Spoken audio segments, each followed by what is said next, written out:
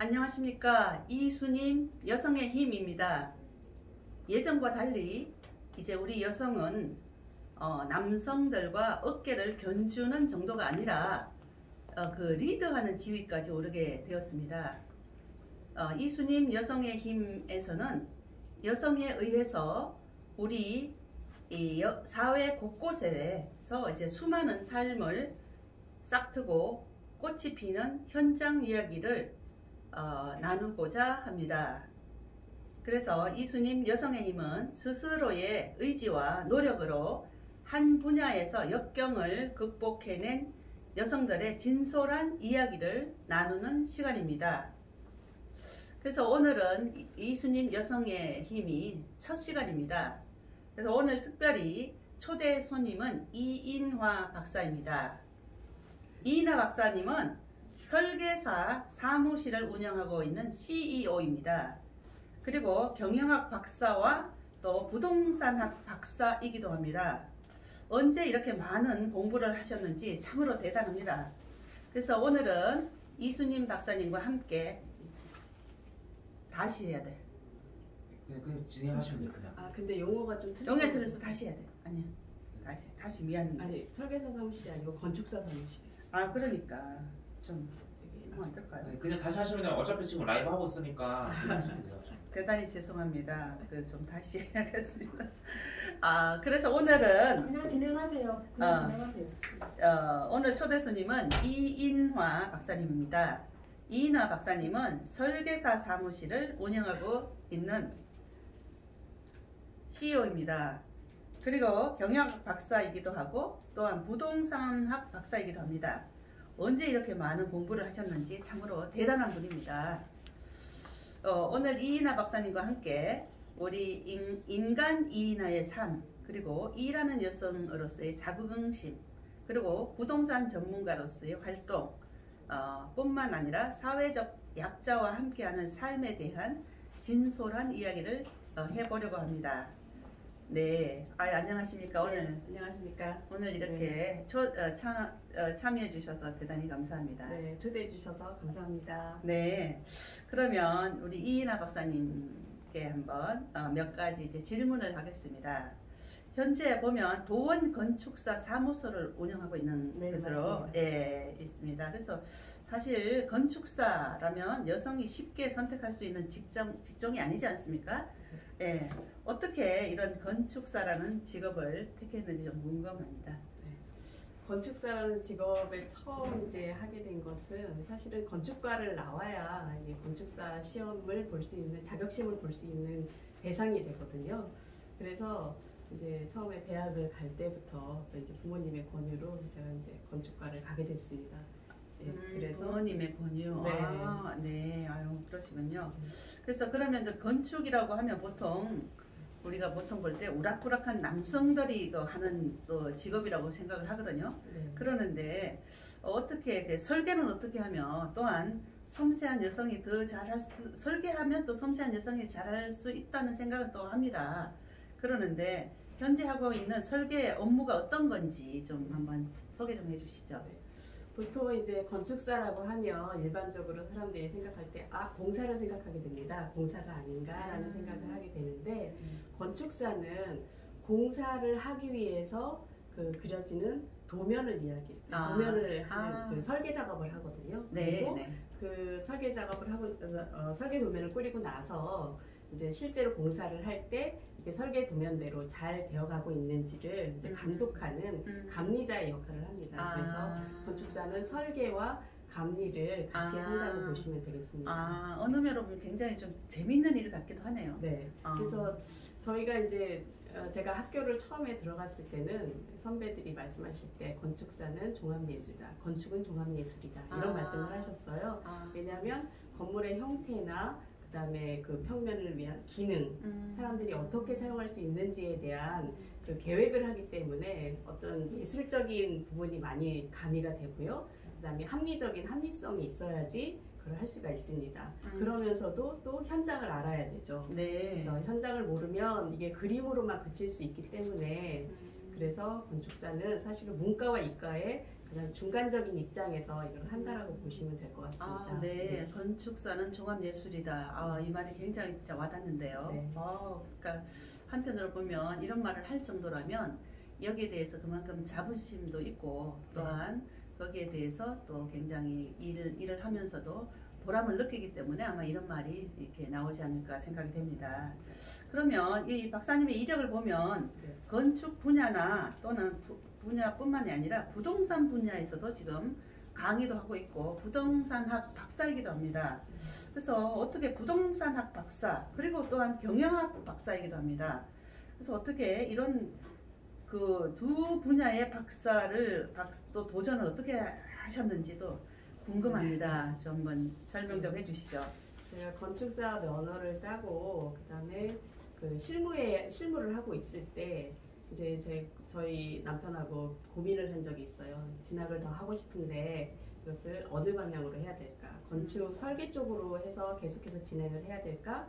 아니면 좀 더 폭넓은 사람들을 만날 수 있는 기회의 장으로 갈 수 있는 그런 공부를 할까라고 생각을 했는데요. 사실 저는 좀 그 실사구시 이제 어떤 학문을 하게 되면 이게 실용적으로 많은 사람들에게 도움이 되어야 된다고 생각을 하거든요. 그래서 우리나라 현실에서 봤을 때 그래도 가장 큰 그 부동산의 문제, 모든 국민들에게 직간접적으로 영향을 미치고 있는 학문이기 때문에 그래서 이제 부동산학을 선택을 하게 됐고 경영학 또한 경제학과 달리 그런 어떤 그 실생활에서 이용되는 부분들, 마케팅 분야들이 관여가 되기 때문에 그래서 부동산학과 경영학을 선택하게 됐습니다. 네, 제가 볼 때도 개인적으로 생각해도 부동산학만 공부하는 것보다는 경영학하고 같이 두 분야를 같이 했기 때문에 더 깊숙이 아니면 또 더 폭넓게 그 분야에 대해서 이렇게 연구를 할 수 있는 이런 조건을 갖춘 것 같습니다. 굉장히 아주 훌륭한 인재가 지금 우리 오늘 첫 방송에 출연을 하게 된 것 같습니다.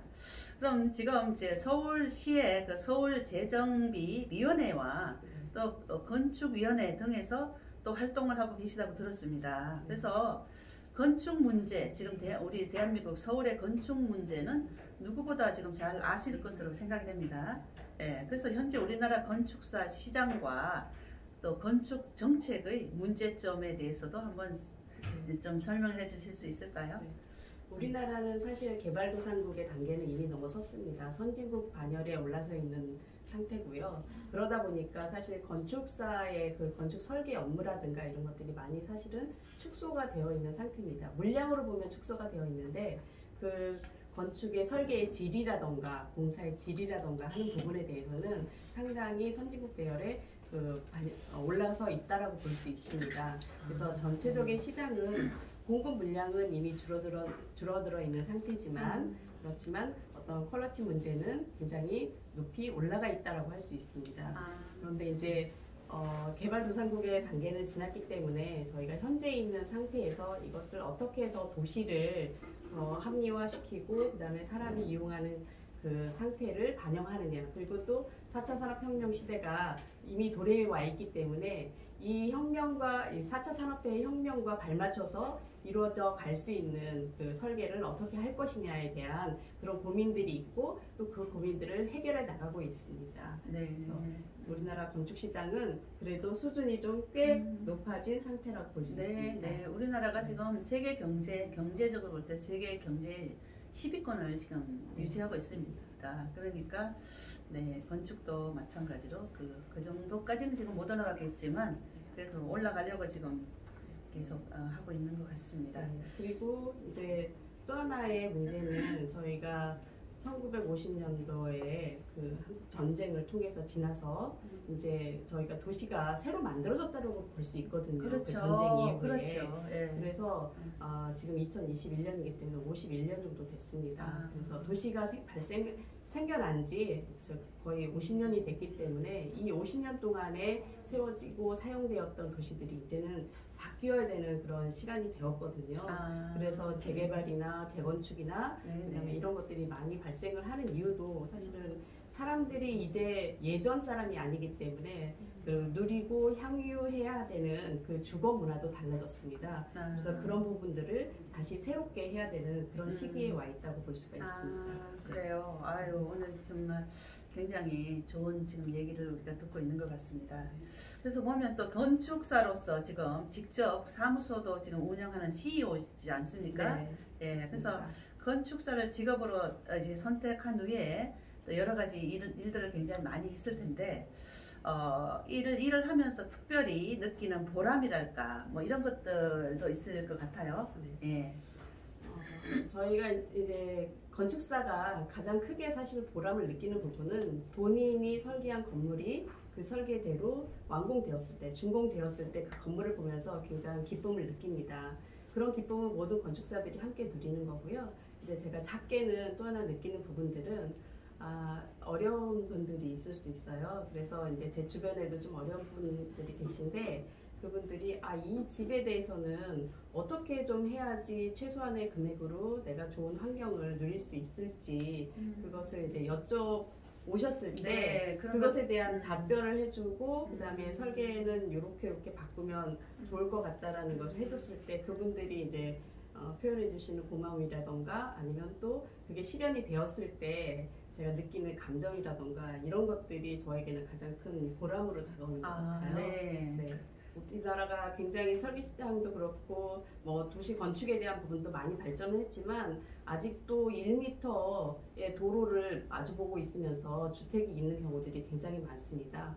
그러면 그런 부분에 대해서는 사실 이사를 할 때도 그분들은 다 사람이 인력으로 지고 가야 되거든요. 근데 그런 부분은 사실은 설계상으로 도로는 어떻게 할 수는 없지만 그분들이 이용하는 그 공간에 대한 것들은 저희가 충분히 변화를 줄 수 있기 때문에 그런 부분에서 굉장히 저는 개인적으로 보람을 느낍니다. 네. 요즘에 보면 그 TV에서도 그런 게 나오지 않습니까? 굉장히 그 상황이 어려운 이런 집에서 또 집안 내부 구조라든가 뭐 짐이 너무 많다든가 이렇게 해가지고 굉장히 그 어려운 그 힘든 이런 환경에서 사는 분들을 어떻게 이렇게 좀 그런 집을 찾아가가지고 그 방송사에서 그 전문가들이 이렇게 같이 힘을 합쳐서 완전히 짐을 다 정리하고 또한 그 내부 구조를 깔끔하게 또 그냥 깨끗하게 이렇게 새로 해줌으로써 그 방송을 보는 우리들도 굉장히 보람을 느끼고 또한 그 집에 사는 당사자들로서는 얼마나 큰 기쁨이겠어요. 이제 그런 방송으로만 그런 것을 봤는데 이 전문가가 오늘 그런 오늘 제가 한편으로 또 전문가를 또 이 방송에 모시게 되었네요. 네. 제가 그런 방송을 보면서 한 가지 느끼는 부분은 그렇습니다. 우리나라 건축법이 굉장히 그 허가권자의 재량에 많이 딸려 있어요. 그렇긴 한데 나와 있는 방송을 보면 사실은 불법적인 요소들이 너무나 많습니다. 이게 방송이기 때문에 저희가 뭐 방송에 굳이 어려운 사람들을 돕는데 그렇게 할 필요 있겠나라는 생각을 하지만 실제로는 저희 건축사들이 봤을 때 저거는 건축법에 대해서는 굉장히 불법적인 요소가 많은데 라는 부분들이 있습니다. 제가 그 공영방송에 부탁드리고 싶은 것은 이것이 과연 불법인지 아닌지에 대한 판단을 좀 하시고 디자인에 대한 부분이라든가 이런 부분도 같이 해주셨으면 좋겠다는 생각을 합니다. 거기에도 이제 법을 우선적으로 법을 지키는 한도 내에서 이제 그런 뭐 이렇게 변경이나 어떤 주택을 변경한다든가 이런 것도 이제 해야 된다는 그런 충분히 할 수 있는 방법들이 있거든요. 아주 중요한 말이네요. 말씀이. 그리고 또 최근에 보면 여러 곳에서 지금 박사님이 임대차 3법 등 이제 지금 굉장히 부동산 문제가 지금 우리나라 전체에서 이슈가 되고 있지 않습니까? 네, 맞습니다. 이런 것에서 보면 이제 임대차 3법 등 이제 부동산 문제에 대해서 말씀을 좀 많이 하시고 있습니다. 그 유튜브라든가 방송에서 그런 걸 좀 많이 보았는데요. 그래서 지금 현재 우리 정부의 그 부동산 정책에 문제가 있다면 어떤 문제가 있는지 한번 좀 짚어주시겠어요? 네. 저희 우리나라에서 지금 현 정부에서 하고 있는 부동산 정책에 뭐 잘하고 있는 점도 있지만 잘못하고 있는 점들도 있습니다. 그런데 민간 일반 국민들에게 가장 영향을 끼치는 부분, 잘하고 있는 부분 별로 드러나지 않습니다. 그렇지만 못하고 있는 부분이 이 자산의 문제이기 때문에 굉장히 크게 대두가 되고 있거든요. 그런데 이제 제가 생각했을 때 가장 큰 문제는 수요 억제 정책, 게 문제가 있다고 보여집니다. 사실 그 모든 국민들이 내가 조금 더 나은 환경에서 조금 더 좋은 집에서 그리고 내 집을 가지고 살고 싶어하는 그런 생각들이 많이 있는데 현 정부에서는 사실 거래에 대한 부분을 많이 그 위축시키고 있거든요. 뭐 거래세나 보유세를 높임으로 인해서 둘 중에 하나는 뚫어줘야지 뭔가 거래가 될 텐데 두 가지를 한꺼번에 상향시키고 있기 때문에 그런 부분에 대한 것들은 사실 거래를 매우 위축을 시키고 있습니다. 그렇게 되면 가장 크게 피해를 보시는 분들이 누구냐면 서민 무주택자입니다. 네. 그리고 청년들입니다. 네. 청년들 같은 경우도 돈이 별로 없고요. 서민 무주택자들도 무주택을 하고 싶어서 하는 것이 아니라 대부분은 어떤 여력이 없기 때문에 내 그 주택을 마련할 여력이 없기 때문에 나타나는 현상들이거든요. 근데 그런 부분들에 대해서 이게 어떤 보완책들이 강하게 되어 있지 않은 상태에서 이런 뭐 거래를 위축시키게 된다면 그리고 공급을 하지 않는 상태에서 위축시키는 게 가장 큰 문제인 거죠. 그러니까 공급을 많이 해주면 사실은 가격은 분명히 잡힙니다. 공급이 많은데 내가 원하는 물건이 언제 어디서든지 살 수 있는데 그런 것들을 굉장히 가격에 대한 부분을 많이 주고서 내가 사겠다라는 것은 시장 논리에 맞지 않거든요. 그래서 공급을 많이 해주면 사실 이것이 이제 해결이 될 텐데 지금 정부에서는 수요 억제책을 위주로 해서 정책을 펼쳤다는 것이 가장 큰 문제인 것 같고요. 지금 어제 변창흠 장관께서 하신 그 국무회의를 통해서 지금 역세권 개발에 일반 주거 지역을 준주거 지역으로 지구단위 계획을 통해서 변경했을 시에 700%까지 완화해 주겠다라는 그 법률안이 통과가 되었습니다. 그래서 조금 있으면 이달 말 정도면 아마 이제 시행령이 발표가 될 것 같은데요. 네, 그런 부분도 결국은 지금까지 왔던 정책 자체가 지금 공급을 하지 않았기 때문에 나오는 문제라고 생각하기 때문에 지금 바꾸는 거라고 생각을 하거든요. 결국 공급에 대한 문제를 풀어갈 수밖에 없습니다. 단 제가 이제 조금 걱정스러운 것은 공급을 함에 있어서 1인 가구나 아니면 뭐 신혼부부를 위한 정책이라고 하면서 굉장히 소형 위주의 주택만을 공급하게 된다 그러면 사실은 시장에서 원하는 그 주택이 아니거든요. 시장에서 원하는 주택은 3, 4인이 살 수 있는 정도의 크기의 주택을 원하고 있습니다. 네. 그래서 그런 부분들을 좀 정부가 이 부분에 대한 보완책을 충분히 가지고 해야 된다는 그런 생각을 저는 가지고 있습니다. 근데 지금 현재 나타난 부분에 의하면 1인 가구가 많이 늘어나기 때문에 1인 가구에 대한 부분을 지금 하기 위해서 뭐 원룸이라든지 1.5룸이라든지 이런 부분만을 확대를 하게 된다 그러면 이거는 주택 문제 해결은 더 되기 힘들 거라고 저는 보여집니다. 그래서 주택을 과연 1인 가구라 할지라도 본인이 원하는 주택은 조그마한 방 한 칸짜리 원룸을 원하는 게 아니라 조금 더 알파룸이 있는 그런 주택을 원할 수 있습니다. 그거에 대한 수요를 반영한 공급 정책이 되어야지 이것은 문제 해결이 될 거라고 저는 보여집니다. 네, 그 잠깐만 한번 네. 그 지금 댓글이 좀 올라오고 있습니다. 그 댓글 한번 보겠습니다. 네. 보금통일이라는 분이 올리셨는데 듣도 보도 못한 소주성. 이 주택 문제에 대해서 굉장히 좀 불만을 지금 우리 국민들이 많이 갖고 있는데, 네, 소주성에 대해서 진짜 아주 올려주셨네요. 그리고 유혜상님께서 화이팅 하세요. 저를 아시는 분이네요. 이순임 위원장님 감사합니다. 이렇게 올려주셨어요. 아유 감사합니다. 네, 그러면 다음으로 또 이어서 또 진행하도록 하겠습니다. 요즘 그래서 부동산 정책이 지금 오락가락하고 있지 않습니까? 네, 맞습니다. 이 문정부 들어서서 지금 뭐 26번이니 뭐 어제 또 발표했더니까 27번에 속하나요? 지금 그렇게 많은 그 부동산 정책을 지금 발표하고 있는데 계속해서 특징이 우리 국민들은 불만이 많다는 것입니다. 그래서 지금 오랫동안 지금 부동산 공부를 해 오셨고 또 이렇게 그러셨는데 해법 없는 지금 이 정부의 부동산 문제가 지금 많습니다. 그래도 그런 가운데서도 어떤 해결책이 있다면 뭐라고 지금 할 수 있을까요? 지금 제가 말씀드린 바처럼 저희는 우리나라는 공급에 문제가 있습니다. 그래서 제가 자료 조사를 그때 한번 좀 해봤었어요. 그랬더니 공급을 그러면 어느 정도 안 했나라는 이제 생각을 가지고 해봤더니 서울 같은 경우 사실은 우리나라 주택 문제의 가장 큰 부분이 서울이거든요. 모자라는 것도 서울이 모자라고요. 그러니까 네. 수도권을 네. 비롯해서 네. 서울이 모자라고 또 공급해야 되는 부분도 서울이라고 봤습니다. 네. 그런데 그 문재인 정부 들어서 공급에 대한 부분, 택지 개발에 대한 부분을 지금 2018년도, 19년도에 건수가 0입니다. 서울의 경우에. 그러면 이 얘기, 물론 2018년, 19년에만 서울이 0이냐 하면 그런 거는 아닙니다. 물론 2013년에도 그랬고요. 2014, 15년에도 그랬고요. 0인 경우들이 있는데요. 그때는 상황이 다르다는 거죠. 그때는 주택 가격에 대한 부분이 안정화돼 있을 당시였고 안정화를 시작될 당시였고 그랬습니다. 그렇지만 2018년, 19년 같으면 가격이 급등을 할 때거든요. 네. 그러면 이때 해도 지금 공급을 그 택지 개발에 대한 부분을 공급하지 그런 발표를 하지 않았다는 것은 사실 시장을 바라보고 변화하는 정책을 하는 것이 아니라 본인들의 어떤 의지 내지는 그런 이념 아니면 그런 틀 안에서 이걸 정책을 결정하기 때문이 아닌가라는 그런 생각을 가지고 있습니다. 이게 데이터상으로도 이렇게 나와 있기 때문에 이 부분에 대한 것들은 충분히 데이터를 보고 그 데이터에 의해서 검증을 하는 그리고 정책을 발표하는 단계가 분명히 필요할 거라는 생각을 하고 있습니다.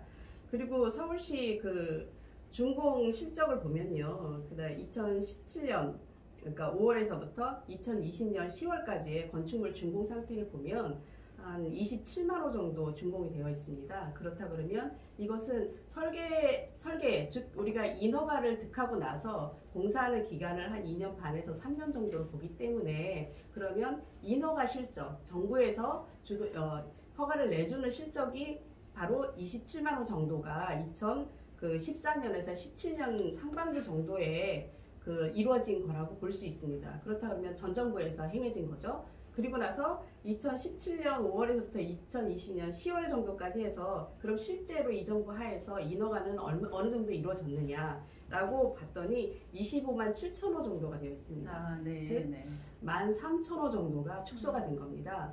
13,000호 정도가 축소가 됐다는 것은 부동산이 공급이 부족해서 부동산 가격이 뛰기 시작한 그 시간 동안에 공급을 안 했다는 거거든요. 예전보다 더 했어야 됨에도 불구하고 그게 축소가 됐다는 것은 굉장히 큰 문제라고 볼 수 있고요. 이 결과로 보면 준공이 지금 2017년부터 2020년까지 허가를 득했다 함은 준공이 2020년에서 2023년까지 준공이 된다라는 얘기로 볼 수 있거든요. 네. 그러면 결국 2023년까지는 서울의 물량은 줄어들고 있다라는 겁니다. 그때까지는 물량이 적기 때문에 아마 주택 가격난에 대한 해소는 쉽지 않을 것으로 보여집니다. 네. 아유, 아직도 그래서 정부에서 부동산 정책을 보다 어떻게 합리적으로 해서 온 국민들이 그나마 만족하는 사람들이 좀 더 많아질 수 있는 그런 정책을 어떻게 계속적으로 한번 연구를 해서 그렇게 우리 국민들이 좀 희망을 가지고 좀 기쁨을 누릴 수 있는 이런 방향으로 나왔으면 좋겠습니다. 네. 그리고 보면 우리 박사님 보면 경력에서 또한 예사롭지 않은 직함이 하나 있어요.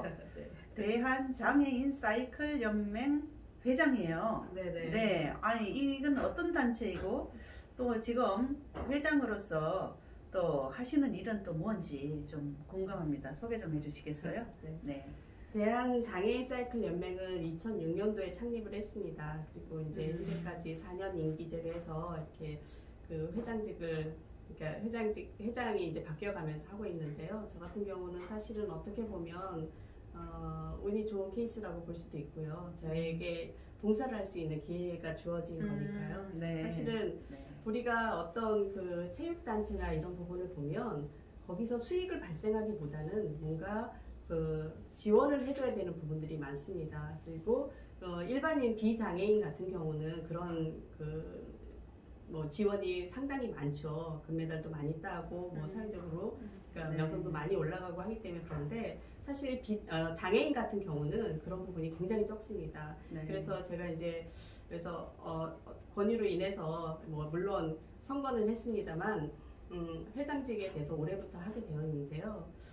가장 큰 문제는 제가 봤을 때는 무한정한 봉사를 원한다는 거예요. 이것은 그 장애인 단체에서 원하기보다는 사회가 그렇게 만들어가고 있다는 겁니다. 네. 그들에 대한 관심과 그리고 그런 역경을 딛고 일어서기 위해서는 그분들이 얼마나 많은 신체적인 고통, 그다음에 정신적인 고통 그런 것들을 넘어서야지 가능한 부분인데 이 부분에 대한 것들을 우리 사회가 조금 더 관심을 가지고 그리고 장애인과 비장애인이 너와 내가 다른 사람 약간의 신체적인 조건이 다른 거지 차별이 있는 것은 아니다라는 거 그 부분을 염두에 두고 임해 주셨으면 대해 주셨으면 하는 바람이 있고요. 장애인 그 체육회나 이런 부분에서 어려운 것은 그 선수들도 뭐 본인들이 지원을 받고 하는 거라기보다는 대부분의 선수들이 자기가 좋아서 하는 겁니다. 그러면 생계를 위한 직업이 있고 자기 일을 이런 선수 활동을 해야 되고요. 또 그분들을 지도 감독하시고 하시는 그 지도자급의 그런 분들도 사실은 거의 봉사예요. 그러면 우리가 봉사라는 것도 어떤 풍족한 상태에서 자기 재정이 풍족한 상태에서 봉사를 하게 되면 굉장히 기쁜 마음으로 그리고 여유롭게 할 수 있습니다. 그런데 그렇지 못한 상태에서 봉사를 요구하게 될 때는 마음은 기쁘지만 생활이 어려운 그런 상황들이 발생할 수 있거든요. 그래서 이런 것들에 대한 그 우리 국가나 정부의 전폭적인 지원이라던가 아니면 많은 국민들의 관심이 좀 필요한 상황이라고 보여집니다. 그래서 저는 사실 이제 제가 어쨌든 작게나마 봉사를 할 수 있는 부분에 대해서는 감사한 마음을 가지고 있고요.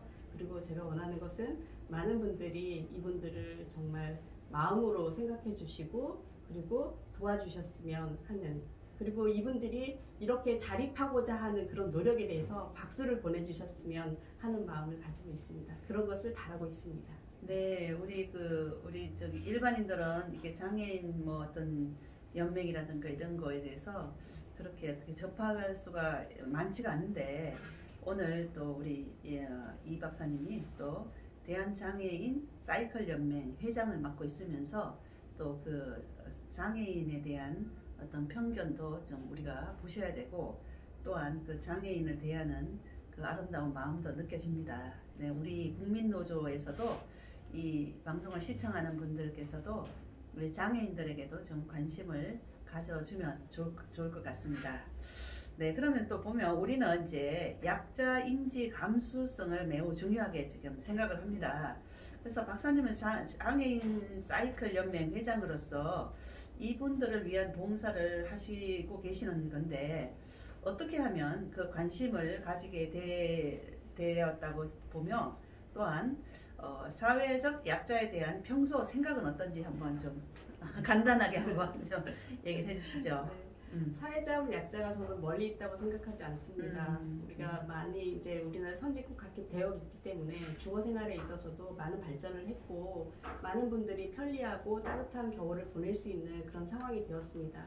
그런데 아직도 지금 저희가 알지 못하는 부분에 많은 뭐 예를 들면 송파 모녀의 그 죽음이라던가 아니면 뭐 탈북민 모자 부분의 죽음이라던가 이런 부분에 대해서는 사실은 우리가 많이 놓치고 있는 부분이거든요. 조금 더 세심한 관심을 가져야 되는데요. 우스갯소리로 제가 며칠 전에 저희 아이하고 대화를 하다가 저희 아이가 이런 말을 했습니다. 저희 집에 보일러가 좀 고장이 났었는데요.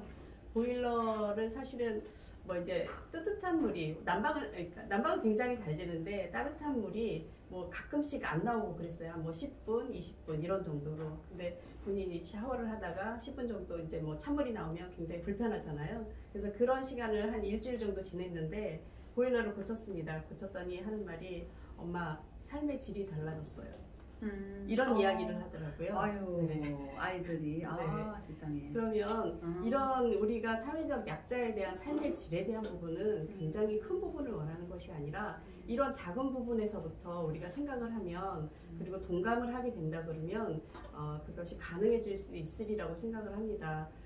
우리가 나의 입장에서만 생각하지 말고 상대편의 입장을 조금 더 고려해서 생각을 한다 그러면 어려운 분들 그리고 신체적으로 어렵거나 아니면 경제적으로 어려운 분들한테도 우리가 마음을 좀 다가설 수 있는 그런 환경이 될 거라고 생각을 하고요. 모든 국민들이 만약에 그런 생각을 가지고 임한다 그러면 우리나라의 사회적 약자는 없겠죠. 물론 그 자유시장 경제 체제 하에서의 우리나라의 그 민주주의 활동이라던가 아니면 경제 상황이라던가 이런 부분에서 소득 간 격차는 있을 수 있습니다. 그렇지만 그 격차를 줄이고자 하는 마음, 그 마음을 가지고 행한다 그러면 사회적 약자에 대한 부분은 우리가 얼마든지 서로 머리 맞대서 줄여나갈 수 있지 않을까라는 생각을 합니다. 그래서 사실 제일 중요한 것은 관심이라고 생각합니다.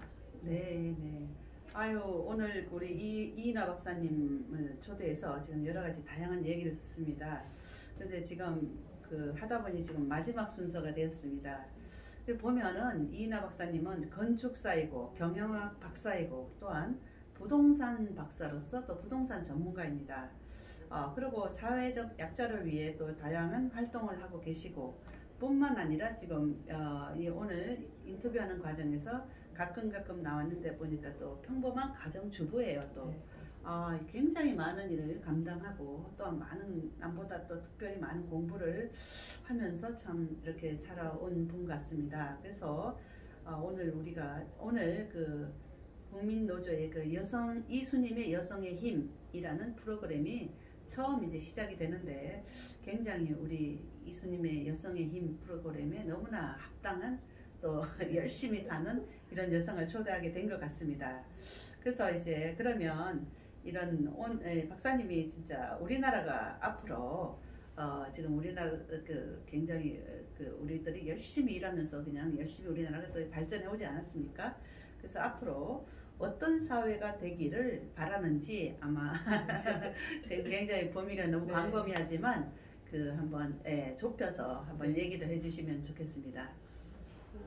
큰 틀로 이야기하면 좀 따뜻한 사회가 됐으면 좋겠다라는 희망이 있고요. 전체적인 큰 틀로는요. 그리고 이제 현재 제가 건축사로서 임하고 있지만 건축사 시장이 그렇게 좋은 편은 아닙니다. 건축 시장이. 하지만 모든 건물들의 안전을 위해서 노력하는 수많은 건축사들 그리고 그런 안전을 구축하기 위한 설계를 하는 그런 건축사들 여러분들께서 관심을 좀 가져주셨으면 좋겠다는 생각을 하고요.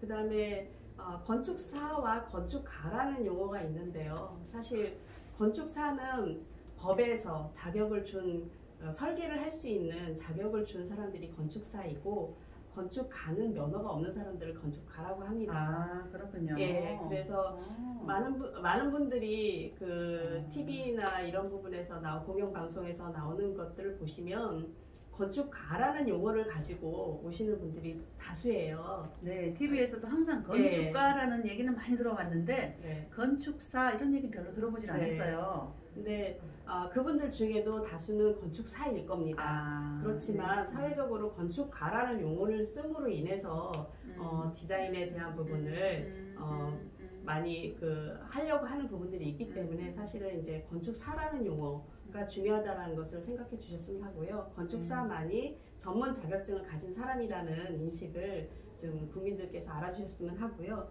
그 다음에 나라가 발전하는 데 있어서는 제가 따뜻한 나라를 말씀드렸는데요. 정부는 민간을 돕고 보조하는 조직이라고 생각을 합니다. 요즘 공무원들 굉장히 수준이 높아져서 아이디어도 많고는 하지만 민간이 활성화시키고 민간이 춤추고 웃을 수 있고 일을 할 수 있는 그런 사회가 되면 참 좋을 것 같다는 생각을 하고요.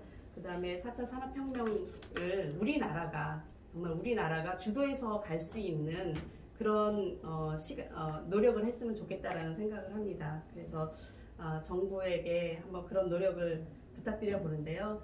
규제 샌드박스를 없앤다던가 그런 이야기는 많이 나왔지만 실제로는 규제가 너무 많아졌습니다. 그래서 규제를 좀 완화시키고 민간이 정말 춤추고 일할 수 있는 그런 세상을 좀 만들어 주셨으면 합니다. 네. 오늘 이인하 박사님 모시고 여러 가지 얘기를 많이 들었지만 특별히 우리나라가 따뜻한 사회가 됐으면 좋겠다. 이 말이 참 굉장히 공감이 가고 저도 똑같습니다. 저도 우리나라가 따뜻한 사회가 되었으면 좋겠습니다. 네, 그러면 오늘 오늘 이수님 여성의 힘이라는 프로그램에 오늘 처음 시작을 했습니다.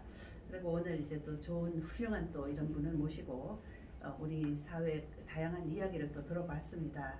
그래서 지금 여성들이 지금 보면 여러분들도 이제 모두 느끼시겠지만 여성들의 힘이 굉장히 커졌고, 그렇지만 여성들이 힘이 그냥 커진 게 아니고 정말 많은 노력을 하면서 살아왔기 때문에 이제 그 여성의 힘이 커진 것 같습니다.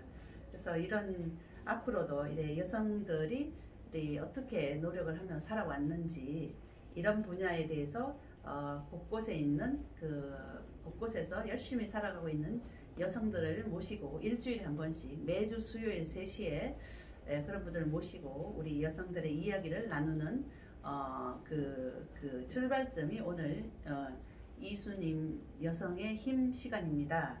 그래서 오늘 이렇게 좋은 분 모시고 이제 얘기를 나눴고, 앞으로도 시청자 여러분들께서도 수요일 3시를 꼭 기억해 주시고 구독과 좋아요 눌러 주시고 계속 시청해 주시기를 바라겠습니다. 오늘 바쁜 시간 가운데 응해 주셔서 대단히 감사합니다. 네, 초대해 주셔서 감사합니다. 네. 네, 오늘 이수님 여성의 힘 여기서 마치겠습니다. 대단히 감사합니다. 네, 감사합니다. 감사합니다. 네.